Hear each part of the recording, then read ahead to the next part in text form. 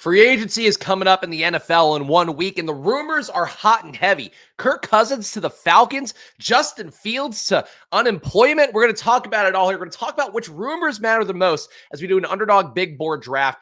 I am in a draft room that is not filled yet because I didn't want to tip off the chat today. I was cleaning up dog pee right before the stream and basically saw that, the chat frothing at the bit to get in the draft room. And frankly, I would like some different people in the draft room. So one spot left here in the draft. I'm sure we'll fill in a moment.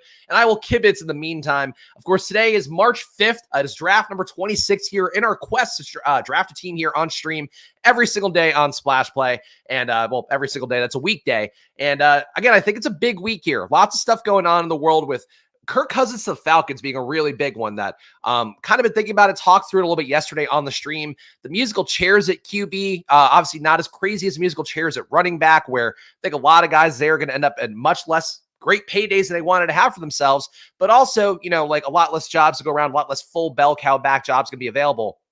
For QB, the most precious position in any sport, really, because you can't win in the NFL without a QB that at least is going to keep you afloat, if not actually meaningfully add value. But because of the lack of spots this year, because of the fact there are a lot more talented players coming in, also we've been building up a few good years of rookies coming in as well, and some other rookies too, where there's already just the sunk cost fallacy going in for like a Bryce Young, where maybe he's not good, maybe he is. I do think I err on the side of Dave Canales being somebody that can recover him a little bit more. But in general, I would say that for a lot of these guys, they might end up in situations that are a little bit uncomfortable. And the running back's more prominent. But for QB, I'm kind of feeling like Justin Fields might not start next year. Sam Sherman, I think on Twitter in particular, really beating the drum in a way where Sam sometimes really nails some stuff. Other times, maybe less so with the Travis Homer takes of the world of all that. But I think in general, the Justin Fields not having a starting job is one thing to me where I like Atlanta a lot. And if in the big board you like Atlanta a lot, you're early to get there, and then also you end up with Justin Fields as your QB instead of Kirk Cousins, you kind of diminish the value of getting things right in the big board. So today might be a day where we draft the man in the thumbnail, Kirk Cousins, and a Falcon stack, but we will figure that out as we go. Oh no, you couldn't get in? Darn. It's a shame. Honestly, there's still fucking 5 regulars in this draft too. So I don't know, man. I'm just going to be trapped with you guys forever. It is what it is, but I got to change it up for myself. But honestly, today is more on necessity. Just literally dog pee raining down in my basement ceiling because we'll talk about it in a moment. Pick 5 here. Jamar Chase, a logical pick to go to. Breece Hall, also a fine pick, but not one that's normally for me. Of course, somebody that wants to take wide receivers hot and heavy, bright and early. Jamar Chase, let's go ahead. So the dog, basically, right before the stream, 13-year-old dog, my dog Penny, I've had for a very long time now, since 2010. She turns 14 in a couple weeks. Lovely dog. Not so much my dog now. She is my wife's dog because she really gravitated towards her. And I honestly was a little bit closer with my younger dog who passed away a couple years ago. You guys might remember on Splash Play, crying on stream a little bit, talking to my pal Pete about her. Point being, still got another dog. She's great, except for the fact that she's 13, can't hold her bladder. The issue is that my wife does not think like, oh yeah, I shouldn't give her endless amounts of water every day unless I'm going to let her out basically every hour on the hour. So she pees in the house more frequently than she probably should. And it's like, cool, I'm now cleaning up urine that's leaking from the ceiling because she peed right by the front door upstairs. And it's just pouring down onto me as I'm cleaning it. So not the most fun, high energy way to start a stream. And then to come in here and have guys like Poophead and whomever just taking all my players. I'm not trying. It's a tough combo. So either way, though, hopefully OMG, B Spurf, TM Longacre, is Hamlin Motorsports somebody in here? I don't know. A lot of familiar names either way, so hopefully these guys will be kinder to me because I am just fucking exhausted. Spags is pissing on the ceiling. Yeah, that's what I do. That's what I love to shoot my urine upwards onto things just to feel like a big man, really. I just can't. Dogs greater than humans. Yes. 13-year-old dogs, 90-year-old humans, though. Very similar, I would say. But love Penny, very willful dog, but I could live with her not peeing in the house all the time, especially in that one spot. It's the only spot in the house where it just fucking comes right down. Water falls down onto the basement, which not my joy. Not my joy. My dog is a piss boy. That's true. By the way, shout out Chunk the Deuce, who I think had a free membership and now converted. Chunk, I'm not going to give you a full reading here because you're a regular, but Chunk the Deuce couldn't be more wrong about Deuce Vaughn. Welcome to the family, etc.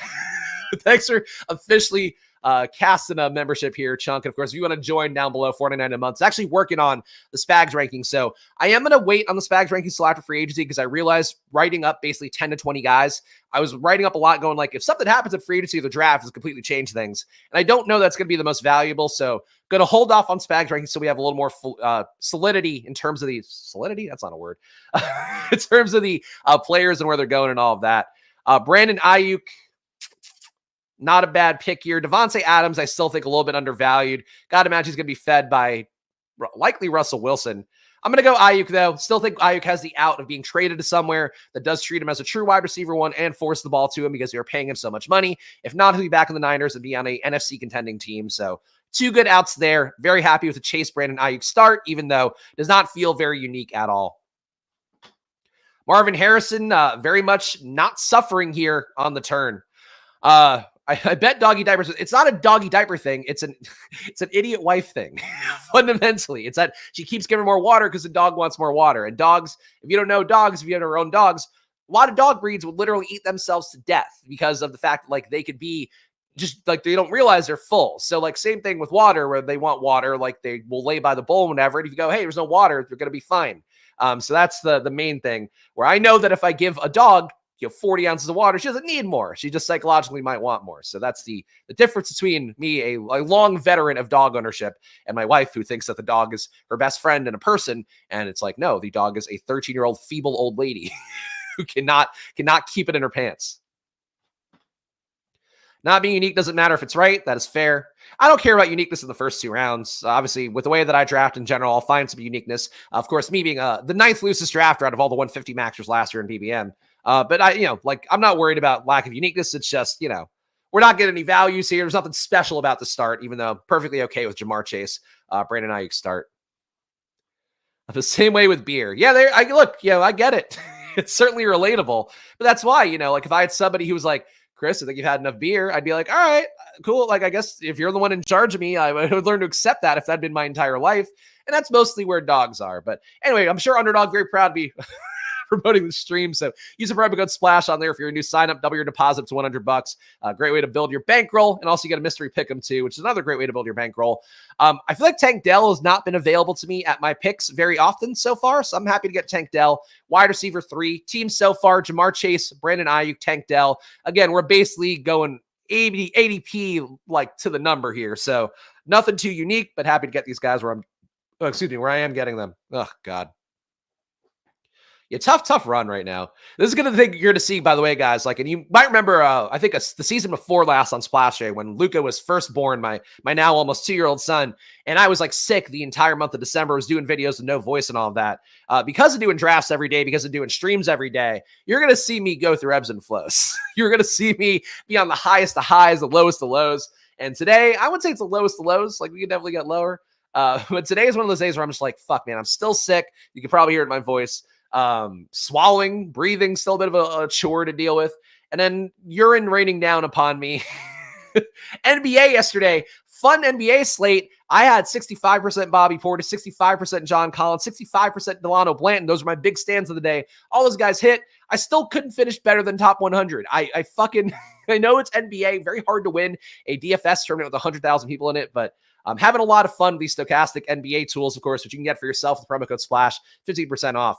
But yeah, definitely, it was one of those things too where I'm like, fuck, I built really sick teams and still just couldn't get there because I did not have enough Anthony Simons with the core. It was just like, fucking, hey, man.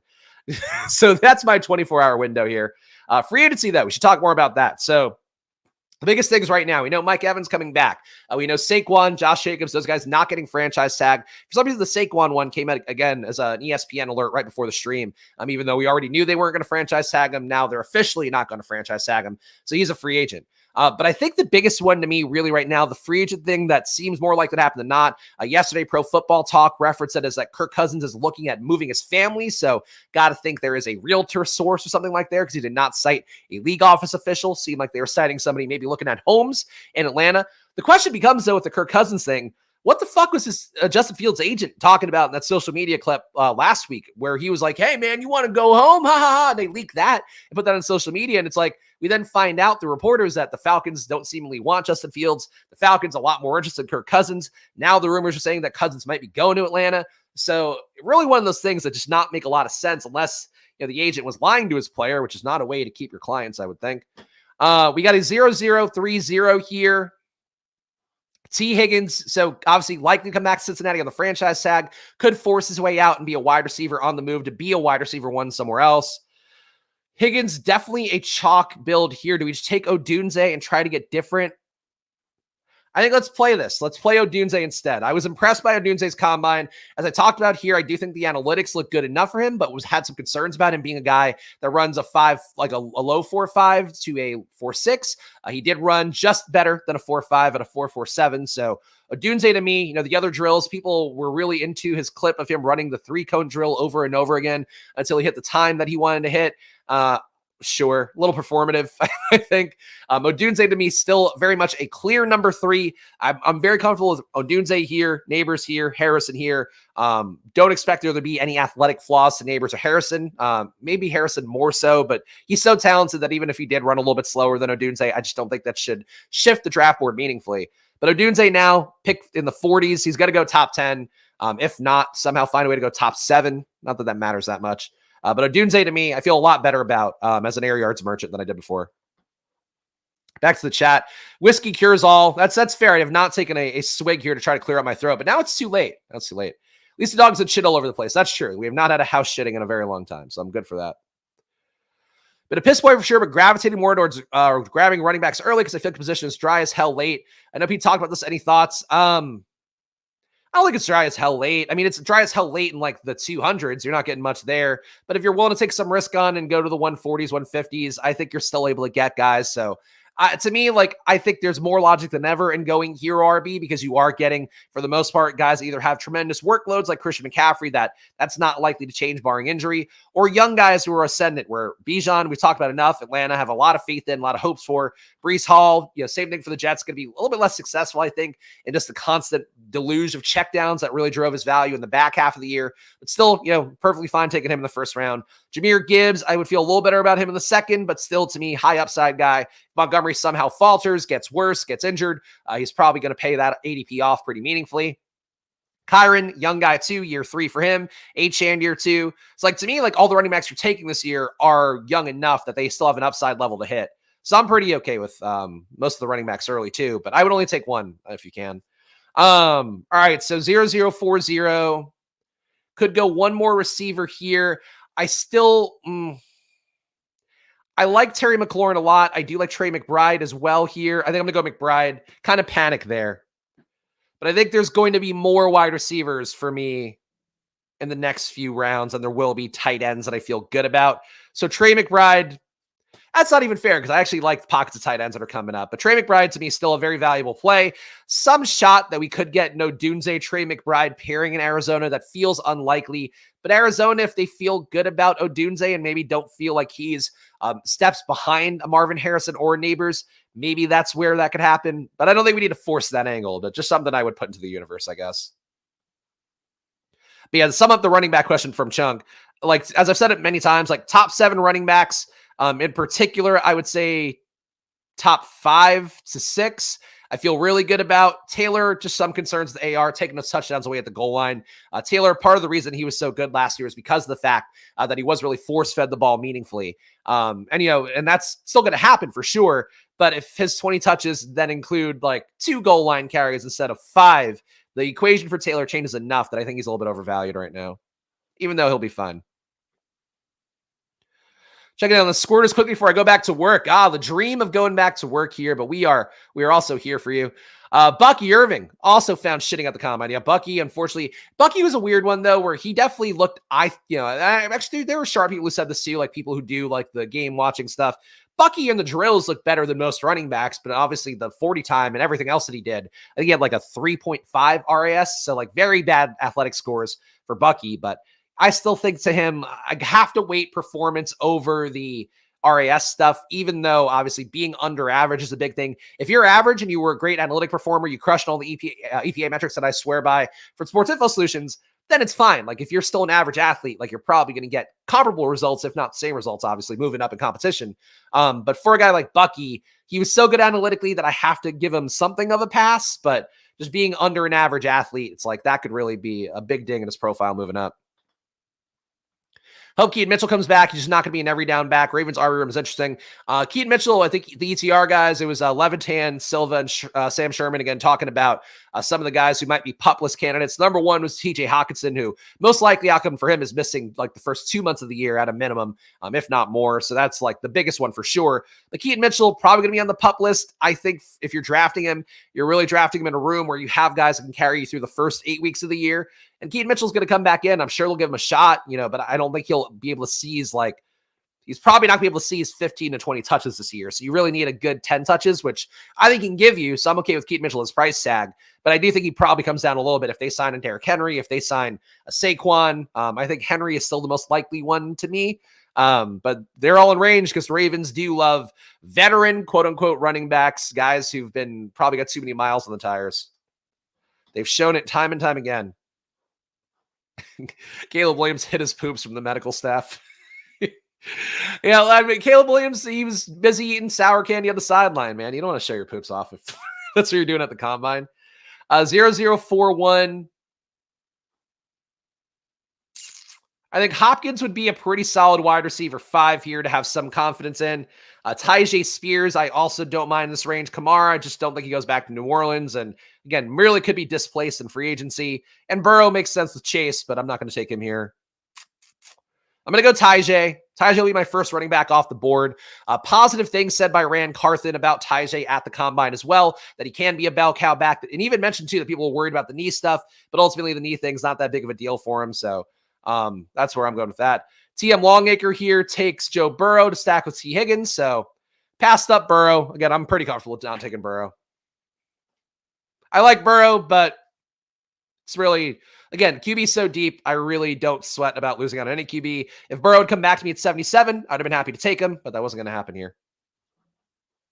And to be clear, too, this is one of the times, too, where TM Longacre takes my QB. He's perfectly allowed to do that because he's got a wide receiver. When you're Mr. Poop Man or whatever, Poop Head, and you're taking guys that are just in my stack that have no correlation to you, that's what I'm a little like, okay, this is not helping me. But for TM Longacre, he gets dibs as well. Spags, I thought Ron sidestepped calling Spears a workhorse type when asked. I mean, I guess it depends what you're reading into it. I don't think he called him a workhorse, but he was definitely talking about him like a lead back or like somebody who's going to get a shot to have most of the touches. So I don't know. Yeah, it's all your interpretation of a lot of these quotes, but sometimes too, like I'm talking about the actual quote because I saw it on NFL Network. I don't know what was reported by like Roto World or whatever. And sometimes, you do have to have a filter for somebody reporting on somebody else's thing because they might just give their angle. To be clear, Mr. Mister, it's not so much for you as it is for other people in the room who don't get the difference between ruining my team for no reason and doing things that help their team. It's a big difference here, but that is unfortunately the nature of things when we are drafting with 50% friends, quote unquote, and family in most of the rooms. Seen Burrow fall in the 90s. Yeah, that's why I was willing to push him, but it is what it is. You see him Longacre's a top 10 BBM finisher, so he's closing up his stack. Can't argue that.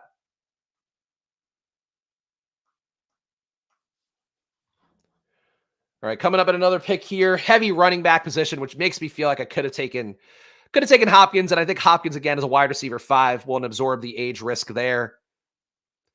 This spot at running back does not do a lot for me. Nick Chubb, pupless, possible cut candidate. David Montgomery, I'm okay with. Kamara, again, I just don't see the value. Brock Bowers would kind of make this team sing, huh? Double elite tight end. I'm taking Brock. Brock, 1 pick after ADP, 0.6 after ADP. Given that he's been going in the 60s in a lot of our draft rooms lately, I'm going to get my guy. They're going to start toning back my Burrow exposure. I don't know. I mean, it's a risk when you lose your offensive coordinator. It could get better. It could get worse. They promoted internally for the offensive coordinator as well. So I think for for Joe Burrow, like I don't mind him, but it's another year coming off of an injury, though it was an upper body injury. It was his wrist, right, that he broke. So like he should still be running the same amount. I just kind of felt like Cincinnati was going the wrong way last year, but obviously, that's a little bit of a results-based thing.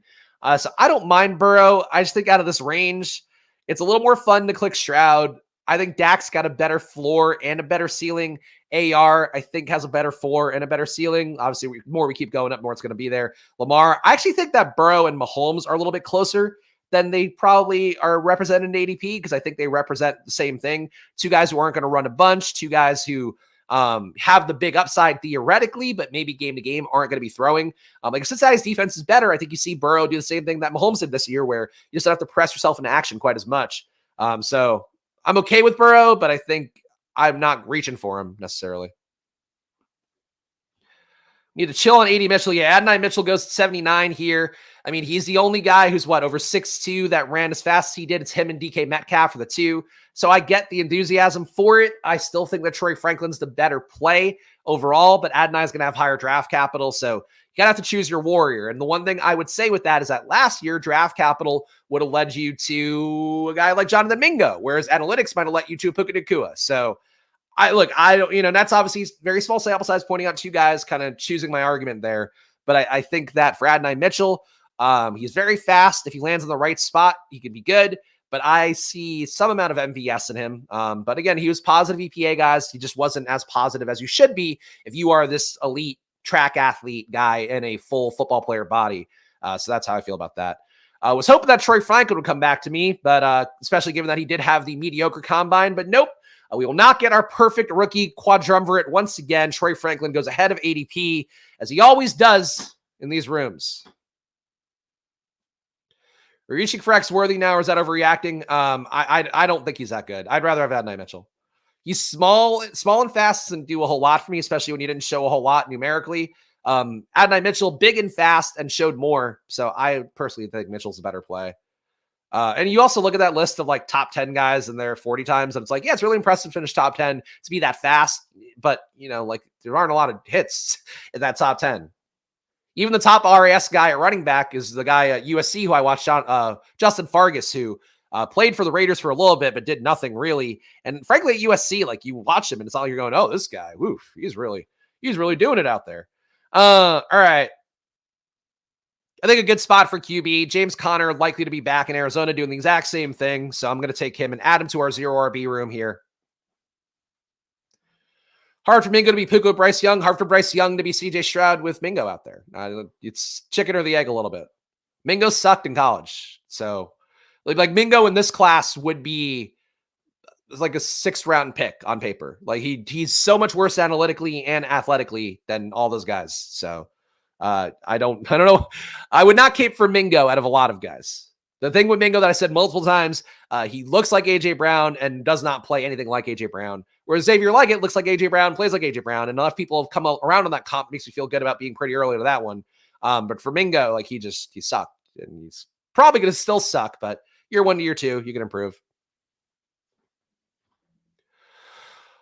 Immediate production, blah, blah, blah. For Worthy, I know people point out breakout age stuff a lot. I know that there's correlation with breakout age. I think it's a little bit overrated personally. Because people are oh, he had his breakout age, and then the guy has 2 bad years in a row. And Worthy, I just look at the numbers and there's just nothing that stands out as me going, this guy has some real ability to do something unique here. He would have to use entirely differently. The one positive is he earned targets at an okay clip, a 29% target rate. But if you're getting them, lower ADOT, not the most efficient, not really avoiding tackles that well, not great on deep balls either. I just don't know what the merit is to you being fast, but we will see.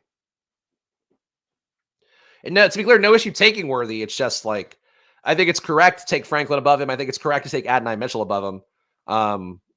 I think I would take Worthy above a Keon Coleman just in the hopes that he luck boxes a good spot. And I think the hope for, a guy like a Xavier Worthy is that he becomes a Marquise Brown. I've seen that comp a lot. But frankly, I don't know that I want a Marquise Brown. I know Marquise Brown was okay. But Marquise Brown has proven to be a guy that I fade, more often than not in every format of DFS I play. So I'm not that guy who's going to fall for that one necessarily. But if Worthy gets a good spot, he'll get a good spot.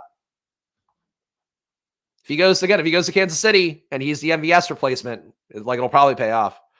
All right, 0242. Brock Purdy's still here. Going to take him now. Guess we're going to play the outcome that Ayuk goes back to San Francisco. I do believe one of the positive outs for Ayuk, though, is going somewhere else, taking a leap forward, getting to 10 targets a game. But for Brock Purdy, though, I think that obviously if we're going to play Ayuk going back to San Francisco, maybe Debo gets hurt. There's a lot of ways that Ayuk can have a similar outcome, and not that we have to play guys getting hurt necessarily when we're doing drafts. If you're watching live, guys, or after the fact, you're not subscribed, please do that down below. Splash play on that March 3K sub, or to 4K subs now, to 5K subs, to 10K subs. And I show up every day here doing drafts Monday to Friday, 11 a.m. with the most recent news that I can find, the most recent data, the most recent takes, and we can discuss them. That's what we do here every day on Splash Play. So no better way to get prepared for both best ball season as well as the 2024 season coming up. That's why I think I had the most effective showdown content / maybe not main slate DFS content, but I think still really good in season as well there. But Showdown especially is because I know every player like the back of my hand from doing this shit in January, in February, and March. So that is what I would say. If you are joining us on this journey now, and football seems very far away, the knowledge that you accumulate along the way, I think is very important. The stacking of things is very important for understanding football and being able to do this shit for every team, for every situation. Shout out Chunk here. Chunk buying himself a membership and everybody else. So thanks, Chunk, for everyone. See some nice names here getting their membership. So I will add you guys to the list here because the list is due for an overhaul, I guess. But I appreciate that very much. Welcome to the family indeed. Yes, welcome to the family, all of you. Don't let a dog piss on your ceiling. That's the lesson for all of you. Welcome to the family. Mwah.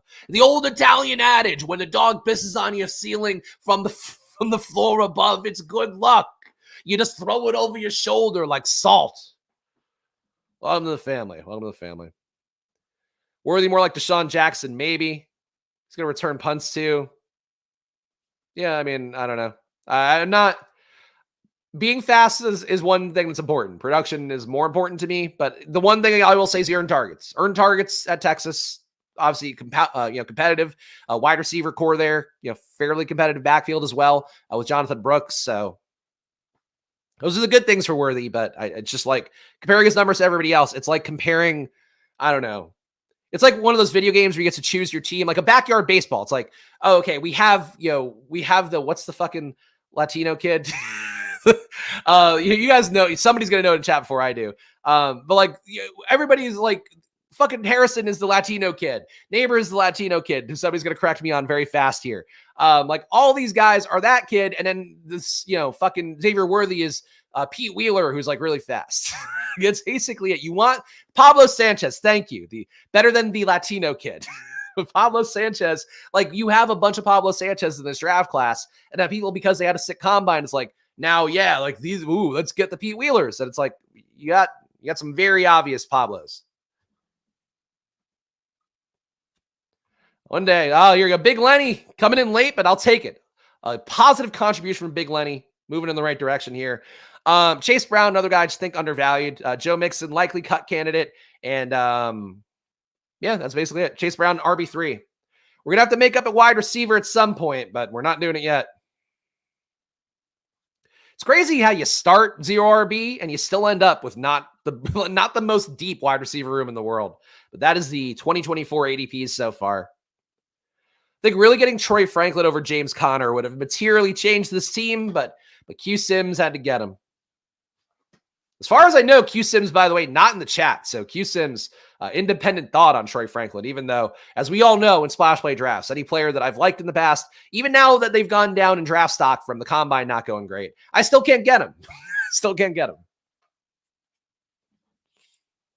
I got to think Audric Estime going to be more live to go at pick 170 these days. Danny Almonte. I don't know that any of these guys are secretly 38 years old pretending to be 20. But that would be pretty sick. Pretty sick if you could pull that off. I think you get exposed in that process, unfortunately, but worth the try. Keon Coleman, pick 97. I just hate that pick. I would take Worthy ahead of him. I would take that shot. I would honestly take Ladd ahead of Keon Coleman. Big size discrepancy there, but I just think Keon Coleman has been mispriced. So reaching for a guy who's mispriced, incorrect, and a guy who also had a terrible combine. People will point to like, oh, he was really fast in the gauntlet drill. Okay. Like, I don't think that's everything. Keon Coleman, though, big-bodied guy, young, but really poor athletics. Really poor athletics. Don't worry, you'll be able to guess me. More like estimate now for most drafters. Yeah, look. They can't respect a man running a 4.740. What are they even doing? Trevor Lawrence goes to the one hole. Got to tell you, I don't really know what the one hole's doing. Trevor Lawrence going with AR. No stacks. Guess maybe Keon Coleman could be a spot for the Jags. You can make that bet. Next pick coming up here, round 11. Did he? How did he? Like, again, I fucking RES. Well, let's pause on that. I'm taking Jane Daniels here because he's here. Really wish I had gone for Terry McLaurin earlier, like I was thinking about, because I do think that Jane Daniels, Drake May is more likely to go to Washington, but Jane Daniels coming cheaper now. I said it yesterday. Jane Daniels, I think, had the flub of flubs in the combine approach, and I think treated it like he felt like he could have done what he did if he's Caleb Williams. Him not showing up at the combine, or him like leaving early, not being there for the drills, not getting measured, not doing any of that stuff. The logic that he gave to the media or whatever his people gave to the media was that they want to save it all for the LSU Pro Day to put extra shine on each other's teammates, except that Brian Thomas, who's on LSU, did the measurements, did the combine, and went nuts, while Neighbors and Jane Daniels didn't. So I think it's a bad look for Jane Daniels. I don't think it's going to bury him. Still think he goes top 5. The most recent reports that were coming out today, I think it was Diana Rossini on the Athletic podcast saying that one of the NFL scouts that she allegedly talks to, and I say allegedly because I don't think her sources are that great, to be honest, but allegedly talks to, said QB 1, 2, 3, 4. So that would mean, in some order, you have Caleb, you have Drake May, you have Jane Daniels, and then you have JJ McCarthy being the 4 there, and maybe being the number 3 who passes Jaden Daniels. But if Jane Daniels went 4 to somebody trading up for the Cardinals, I think that'd be fine. I think we are more live than ever for Jane Daniels to Minnesota, which would be the best possible outcome for him, for Justin Jefferson, for that entire team. Lead RES because there's not many 6 feet wide receiver who've tested at the combine. You mean like Keon Coleman's size? Yeah. I mean, same thing for Johnny Wilson too. But Wilson was at least a positive EPA receiver. Keon Coleman was not that good last year, but we will see. I like JD to pass him up. I do think McCarthy has a shot to pass up Jayden Daniels. I think it's one of those picks that people would regret. And I honestly think it'd be a good thing for Jayden Daniels. If he went 4th out of all those QBs, I think he would come out with more of a chip on his shoulder than he probably already has. And I like Jayden Daniels a lot, man. I've said it countless times here. He is Anthony Richardson and Stroud rolled into one. The issue is that he's 23 and a little bit slight of frame. But he looks like Jalen Hurts if you really just like watch the film regularly. A few more, Wile E. Coyote style hits, as we mentioned a few times here. But I think that for Jayden Daniels, he to me is the fantasy QB one out of the rookies. He's probably not going to get drafted like it though, in terms of the real life draft capital. All right, 2, 3, 4, 2 here. Again, desperately need some wide receivers in the mix. Not the greatest pocket for that to be accomplished. All right, I think I'm going to wait more on wide receiver, and I'm actually going to take Drake May here. 3rd QB. Trying to really just get somebody who could end up with Odunze. I do believe that Odunze going to Chicago at pick 9 is his floor now. And neither of these guys are going to be in Chicago, so maybe that wasn't the best pick to make. But I just like deepening my QB a little bit more because Brock Purdy, we know he's solid, but the game-to-game upside for Brock Purdy, I really don't think he's got the biggest ceiling in the world.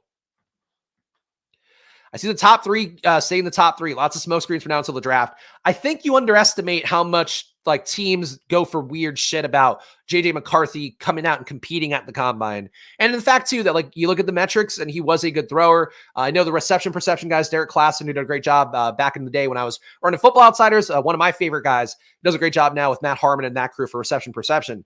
Like the issue is that I think McCarthy can't throw left at all. Like he's very good at throwing right, but the success rate going left is really bad.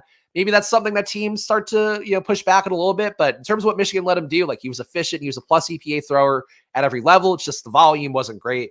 But if you're dropping back 25 times a game, like what are you going to do to prove? So what he does in these workouts and what he did already in these workouts, like he had a top 10 all time, like 3 cone drill, didn't he? So like McCarthy showed some stuff. Ooh, I don't agree with that. JJ McCarthy, Zach Wilson. I don't think so. JJ McCarthy wasn't throwing on air like Zach Wilson was. Like JJ McCarthy played in the most competitive division, and then played in the conference title game, and had success like winning the conference title, or the championship rather. I don't think that's correct. Zach Wilson threw deep a lot of times against accountants in the 2020 COVID season. Like that's a bad comp. Adam was doing so well with his Ladd McConkey's team and getting all that stuff right. And now you're comparing bad comp, JJ McCarthy to Zach Wilson. Is JJ out here getting your mom's number? Xavier Leggett goes early, pick 146. So he would have been a guy I would have used to bail out my wide receiver core, and that will now not be an option. Really, these pockets are killing me here. I don't think Michael Wilson has any upside moving into an offense where there's going to be somebody being wide receiver one, really. I'm buying the Quentin Johnston dip. You can judge if you must. Really wanted Leggett there, but it's okay. It's okay. Could have taken Leggett at 140 if I wanted him that bad, I guess, but thought reasonable prices would prevail. Marshawn Lloyd, pick 151, probably the last great running back value at this range now. I also don't believe that Jalen Wright should go ahead of Marshawn Lloyd.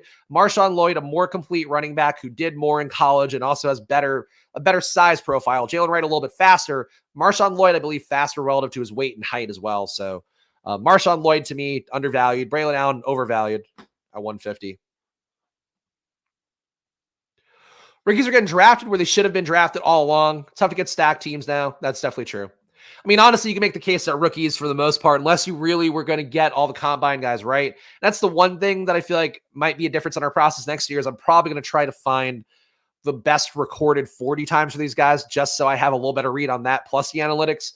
But I think unless you were just able to peg, hey, all these guys are going to be really great athletes. Like there's also just so many great athletes in the class at every position that I think that you would have still probably had a bit of a fool's errand trying to do it that way. So I don't know. I just feel like overall this big board, like compared to last year, the efficiencies weren't there quite as much, or the inefficiencies rather, that we could take advantage of. But I think that's, that might be native to me because last year I was like crushing every draft with guys who were going for free. And this year, not the case. No draft Zoma has been released. I thought he was released last week. But yeah, he definitely, he's out. He was out of the picture last year anyway. Jalen Polk goes. Jalen Polk, another guy, very good athletic profile too. He's not Odunze, but he is definitely benefited from Penix's willingness to get the ball downfield, but still a solid receiver, I think, going at 159. And, the real question is, like, with all these guys here where there's a lot of talented guys coming in, you have Jalen Polk versus Adam Thielen. Who has a better role in 2024? I'm not sure about that, which is not the greatest thing. Because, like, you really need to see guys like Polk, guys like Leggett, guys like Roman Wilson unseat vets who are just, like, keeping their jobs out of inertia.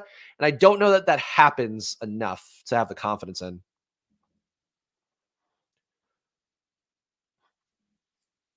All right, 3-3-5-2. Pick coming up next.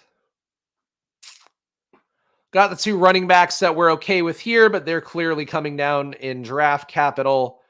At this point, I might as well take Michael Wilson. I don't think he's very good. I don't want to reach for Malachi Corley. Though, honestly, I'm going Pearsall. This is a good value on Michael Wilson, but Pearsall's another guy here where if we're going to steam up all these guys, we're going to steam up Polk. If we're going to steam up Roman Wilson, we're going to steam up Leggett. Pearsall should also be steamed up as a guy with an all-time combine vertical leap who was good with AR, a little bit less good this past year, but still good enough to matter. Pearsall last year, 23% target per out run rate is not very good. 0.473 EPA per target is very good. Not a great avoided tackle guy, but pretty good downfield. 10 to 20 air yards, a 0.77 EPA per target. 20 plus air yards, a 0.92 EPA per target. So really good numbers here. It's hard to compare to Marvin Harrison, Malik Neighbors, like we talked about a lot here. Those guys both basically at a 1.6 EPA per target downfield. But to be at like a 1 flat is very good for a college guy. Get your reaches in. Only way you're getting rookies now. That is fair. The Colts took Brian Thomas. Yeah, I mean, it's possible. Brian Thomas would definitely be an elevated Alec Pierce. I don't know that they would take the draft capital that they would have. Well, you have to take Brian Thomas at 15. I don't know. Actually, they might make the case.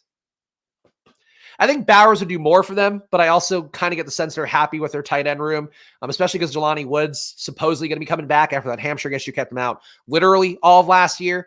But I think Bowers at 15 would be the best pick for the Colts. I think that Brian Thomas would be number 2, but they also need a good amount defensively. Like defensively, that team was not great last year. I wouldn't hate more guys on the offensive line too, because you want to protect your investment in Taylor and in AR. So we'll see. But Thomas at 15 is probably where you have to take him. So it does make sense on that front. 3-3-6-2 here. I am going to take Bucky Irving. Still think there's a shot for him. He's healthy. He has juice. Again, high avoided tackle rate guy, shifty guy, was very fast or very good in the short drills, the mobility-based drills rather than the speed ones. Was the one thing he had going for him. So for Bucky, just wish he were a little bit bigger or a little bit faster, but 34% avoided tackle rate, 0.2 EPA per rush. A lot of that's going to come down to Oregon's offense, but whatever. Michael Wilson's, who said he's a cut candidate? Oh, could be a cut. Yeah, he's not a cut candidate. I don't think he's going to benefit in terms of moving up the pecking order. Like I kind of thought, honestly, this year it's probably the best possible outcome for him, but he wasn't really a target earner in a major way. Let me look up Michael Wilson's numbers just so I'm talking out of a place of data rather than just me extrapolating. So Michael Wilson, honestly, a not bad 0.2 EPA per target last year. Very bad target earning, though. 15.2% target earning. So you're talking about a worse version of Gabe Davis there. Gabe Davis last year at 15.7% target per route run. So like Wilson to me, one of Neighbors or I guess maybe Odunze, but also like Neighbors and Harrison, most likely one of those guys going to Arizona. If that's the case, like you're going to see Wilson's 15% come down to like 12%. And maybe it'll be more efficient. Maybe he gets up to a 0.4 EPA, but I bet he's getting less red zone work. And he was getting some red zone work last year, about half a red zone target per game. So I think for Michael Wilson, not a cut risk, but definitely a guy that's just like not that good. Okay, good process. Okay to bad result. I guess. I mean, he was another draft capital guy. I think I would add him to the bucket of like, oh, if you were just following draft capital last year, you're taking Mingo, you're taking Michael Wilson. You're also taking Jaden Reed, who's not an analytics outlier, but was obviously ended up a lot better in terms of his production. So you're hitting on one out of the 3 guys that were like winners in draft capital. I still favor performance, especially SEC level performance or, Big Ten level performance. But, the draft capital will go with the athletic profiles for sure. Jelani Woods, big tight end, take him around 20 when no one else is there. He's got a shot. I just last year was so annoying with him never getting on the practice field, basically, because I was taking him early on as part of my bet on Anthony Richardson. You also have like reliable guys there. I guess Drew Ogletree fucked up his career where he could have ended up being like the tight end there, but because he had a DV case that ended up knocking him out of the season last year. I don't think he got back in after that. Then you also have Will Mallory, who's on the depth chart. Mo Alley Cox, they're apparently going to bring back again too. So like it's not an easy depth chart for a tight end to get there, unfortunately. But if they took like a Brock Bowers, he's going to be on the field. I just don't think the Colts are going to take Brock Bowers because like they had a quote this past week about they want to see what their 4 tight end room can do this year with Woods back in. I mean, I would think so too, but again, he just literally talked about Woods this week in a positive way and made it seem like that was the thing they were really missing in the room last year, but who knows? Again, reading office quotes is going to be always up to you how you want to choose that stuff. J.K. Dobbins, decent shot starting the pup list, coming off the Achilles, but at this point, I think we could use a 5th running back. So Dobbins comes in. Team so far, I've not given the team a good read. I apologize for that. Brock Purdy, Jaden Daniels, Drake May, Tyjae Spears, James Conner, Chase Brown, Bucky Irving, J.K. Dobbins, wide receiver Jamar Chase, Brandon Ayuk, Tank Dell, Rome Odunze, Quentin Johnson, and Ricky Pearsall, and a tight end Trey McBride and Brock Bowers. Got to tell you, I don't love this team. I think we got some okay guys. I don't think there's anything fundamentally wrong about it. And I might make it a team that like ends up being better because I'm not just drafting off of my priors entirely. But I feel like we're getting a little too much upward steam on guys, and I didn't hit the pockets well enough. That's really the main thing here. I'm glad he feels service. That's all I can ever ask. Anytime Wiley Cox catches the ball, the announcers say former basketball player. It looks like he catches the ball like a former basketball player, even though he's been in the NFL for like fucking 10 years. He still looks like a former basketball player out there.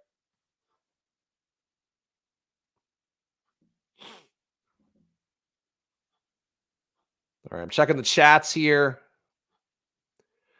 Bowers to Colts feels way too late in round one. I wouldn't put that for sure, especially with how many QBs and wide receivers are going to go. In general, the hierarchy for the NFL is QB, obviously, wide receiver, then tight end would be a pretty distant. Honestly, it would be behind edge rushers and tackles, I think, too. So it's very possible here. There's actually been enough about like how few first round tight ends have paid off that it spooks a lot of teams off. Obviously, I don't feel that way.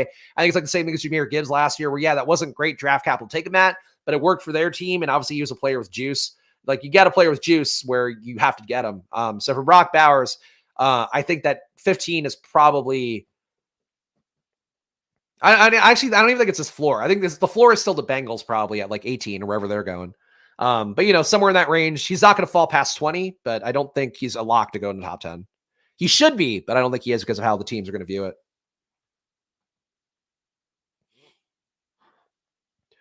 All right, pick coming up next here. Not the most exciting pocket. I have no issue with Treylon Burks. Do you think he can move up the pecking order potentially? Some risk that Tennessee brings in somebody else who upsets the target tree a little bit, but you got to remember it's a new Tennessee this year. They are going to be passing the ball a little bit more. Brian Callahan has talked actively about wanting to run the ball aggressively, but use the run to set up the pass. So that was another combine quote that came out. Nothing surprising there. Most coaches are going to say similar things, but it is an important one to keep in mind here that this is just not the Tennessee of the last 5 years. So Burks going at 197 here. I just think not an appropriate price. Year 3 for him. This is make or break time for him. If he doesn't do well this year, he's fucking his entire rest of his career. So the impetus is there for Treylon Burks. Love the G-men to take Bowers. Man, I wouldn't like that for the Giants, though. I mean, I wouldn't like that for Bowers, actually. I still think the best fantasy outcome for Bowers is going to Carolina. I will die on that hill. Just because I think that coming in, Dave Canales would scheme him really well. He'd become a tremendous safety blanket for Bryce Young. He would be the de facto wide receiver 1 there. He would also make, if Mingo's got a shot to be good, he would give him room to operate. He would probably cut into Thielen's area a little bit too much, but Thielen's on the way out. You got to think soon anyway. So I would think for them, like that's still the best fit because you want to go somewhere for Bowers where just an unencumbered target tree for him that he can steamroll everybody else there, and that's Carolina. What do I think of the Pats wide receiver room? Not very much. Not very good. Apparently, they're going to bring back Kendrick Bourne, which, again, a lot of things with New England. People think it's going to be a whole new situation. If you're bringing back Kendrick Bourne, I think we're seeing some of the same things right away, especially him coming off of an ACL injury. But the Pats wide receiver room, they have to upgrade it. If they go in next year with Douglas and coming off an injury, Bourne, and do they still have Devontae Parker under contract for one more year? I think with that extension they did, it would be one of the worst wide receiver rooms in football.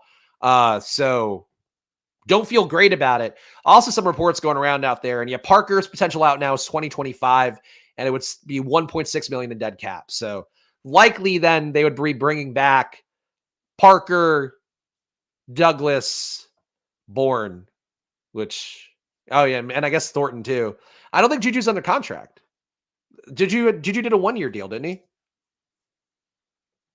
Let me check that. I know it was a 3-year, but I think the out can get them. Oh, hold on. There's Spot Track.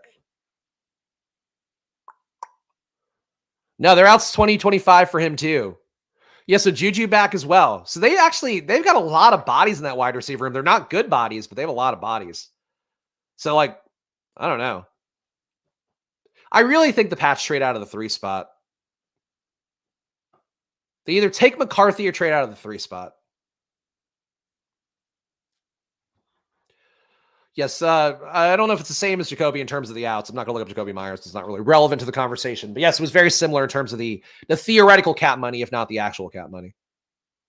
I think a guy like Thielen is valuable to Bryce if he's going to turn into an NFL QB. Needs the trust, even though Thielen is old. I don't think that's true. I mean, Thielen was there the entire back half of last year as Bryce Young was falling apart and added no value. You have to be able to separate to add value to these guys. 2474. Bovey here. Clock's run out, but we haven't gotten the pick yet.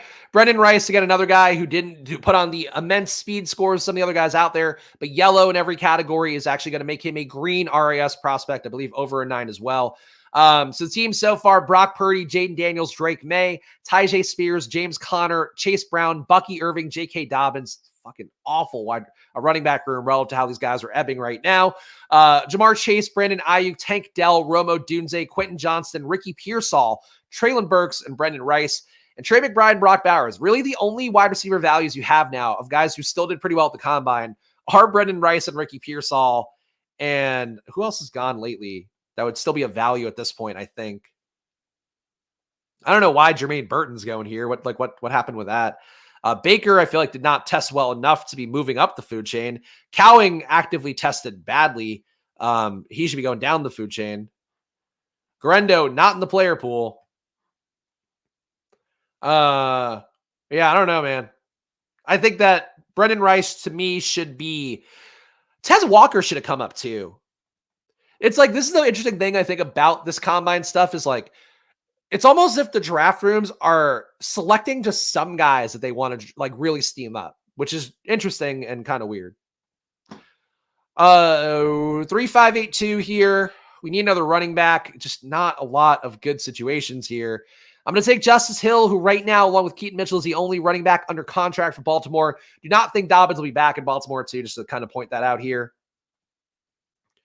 And we've got one more pick left, so we'll give the team a read. At QB, Brock Purdy, Jaden Daniels, and Drake May. At running back, Tyjae Spears, James Conner, Chase Brown, Bucky Irving, J.K. Dobbins, and Justice Hill. At wide receiver, Jamar Chase, Brandon Ayuk, Tank Dell, Romo Dunze, Quentin Johnston, Ricky Pearsall, Traylon Burks, and Brendan Rice. And at tight end, Trey McBride and Brock Bowers. I love tight end. And I actually think we salvaged wide receiver well. The Quentin Johnston of it all did not make me feel great. I think we salvaged wide receiver well. Running back, I have issues with. This is not my favorite running back room. I like the top 3. I would like them at a little bit cheaper, but I guess we got discounts on Connor and Brown. Top 3 is okay, though. I wasted too much capital at QB and tight end. Darnell Mooney, do it. Mooney sneaky. What? No, he's not sneaky nice. He regressed really badly last year. He was a plus EPA player the year before last. And this past year was down to, let's see, negative 0.2 EPA per target. Aggressively bad. 14% target per out run rate. He's a free agent. You would hope that maybe he can land the luck box free agent outcome and be Buffalo's new Gabe Davis because they can't afford anybody else and didn't draft anyone. I think they'll draft someone. So that's, I think, one of the best outcomes for him. But Gabe's going to go somewhere in free agency. Marquise Brown's going to go somewhere in free agency. Those guys with a higher priority, outside kind of downfield targets. So I don't think it's a great shot for Mooney. Okay, but you could say that about everybody, though, that they could be a Kansas City Buffalo depth guy. But if you make that case for anyone, you're going to like them a lot better is the one thing I would say. Yeah, sneaky like Claypool, a league winner this year. Sure, yeah. It's the Claypool Darnell Mooney show. Those two guys going off. Now they're finally free of Justin Fields and Luke Getsy. They can really blossom in the sunlight. It's the hope. It is a tough year to be a free agent wide receiver. It's really it's Ridley or bust, basically, at wide receiver for the most part. That is true. That is one of the core tenets of best ball analysis is if anybody goes to Houston or to Kansas City, Buffalo, and I would add Houston in there as number 3, then they go up 100 spots. It's basically it. But I don't know. Whatever KC does this year is going to be a shock, but I think it's probably a rookie late more than it is a cheap guy. I think they go to a rookie who they like a lot. I still think Troy Franklin could end up that boy who's the last one in the dance who ends up where the Chiefs are picking. And if that's the case, Troy Franklin is going to be a tremendous winner. But, we will see. Darnell Mooney goes to Alex P. Keaton, who I feel like he watches Flash Play, but doesn't engage in the chat. Because I've seen Alex in enough of my draft rooms where he's a frequent underdog drafter, I believe, too, but he's not a badge, so maybe not that frequent. But Alex P. Keaton, I know you, and I know that Tyler just planted the seed of Darnell Mooney in your life. There's no way somebody else is independently going, yeah, Darnell Mooney's the pick here. I know you. He took the bait. He's going to have to jerk himself off after that, I'm sure. Because nobody else will want to touch him after you draft Darnell Mooney in the 20th round. 3682 here. Think a second running back is going to be in order.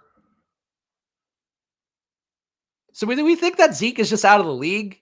Chris Rodriguez, by the way, bad cosign for him from Dan Quinn. Dan Quinn really hyping up Brian Robinson. I think that's not a great sign for Rodriguez, who kind of felt like a Bieniemy / Rivera pet project.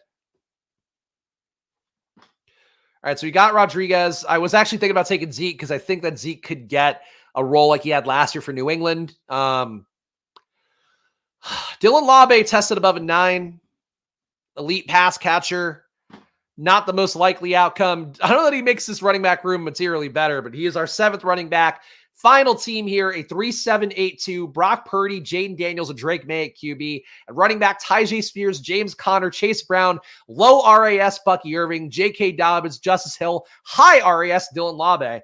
At wide receiver, Jamar Chase, Brandon Ayuk, Tank Dell, Romo Dunze, Quentin Johnston, Ricky Pearsall, Traylon Burks, and Brendan Rice. And a tight end, double semi-elite here with Trey McBride and Brock Bowers. I like that one a lot. I see your Neil and Pete stream clip yesterday. I did not. I don't know what the fuck you're talking about. I did watch Pete's stream with Neil, but I don't know what you're referring to. I know Pete mentioned Splash Play briefly, but if you want to highlight it to me while I do the plugs, please let me know. All right, guys, you guys know the deal by now. Again, promo code SPLASH on Underdog. Double your deposit up to $100. That's the big one there. You can also subscribe to Splash Play here and help the channel grow. Again, every day we're fighting against random fucking trolls and shit, so hit the like button here. Help me do that. Help me battle those people here while also staying in the good graces of the YouTube algorithm and getting seen by more people. Hit the like button. Leave a comment after the fact as well. Any thoughts you have, anything you want to push back on. If you just want to thank Chunk the Deuce for giving away memberships, you can do that down in the comments below as well. And, of course, subscribe and hit that like button. Every Splash Play video if you can. Stochastic, 15% off. Again, I'm playing every one of those $4 150 max NBA slates. It's been a lot of fun for me. It's just having a sweat and having the ability to put in 150 entries to win 100K. If you don't have a massive bankroll, is a big thing for me. So if you can afford that alone I'd recommend it for. But also MMA, had a profit in the MMA mini max over the weekend as well. NASCAR has been good. PGA has been good. Everything is good for the most part if you're using the sim. So check it out at Stochastic. Promo code 15% off. Probably my baby. If you want to support Splash Play, the most direct way to do that is to support Splash Play. Second most direct way is to support Probably. Get more winning bets in your life using our data from the winningest sportsbooks around the world. Use the promo code SPLASH. Save yourself 50% off at probably.com/subscribe. That's 50% off. I don't know why I held up 10 fingers. 1, 2, 3, 4, 50% off. Probably.com/subscribe with the promo code SPLASH. And also, probably on the App Store, 7-day free trial in there. So check that out for yourself. Thank you to all these fine people. We need to do an update because I think we've lost some members, gained a few more today. So appreciate that. If you want to get in the mix here, get more premium content coming up, more premium data, and also the VIP badges, custom emojis, and 10 team reviews from me a month if you want it. Join button now below for $4.99 a month. The most direct way to support Splash Play is that. I'll be back tomorrow with more. So I'll see you. Actually, let me check the chat real fast here. Okay, nothing else of note here. We'll see you guys then. Enjoy your days. Back tomorrow, 11 a.m., Monday to Friday. New drafts, 11 a.m. See you then. Good luck. Bye.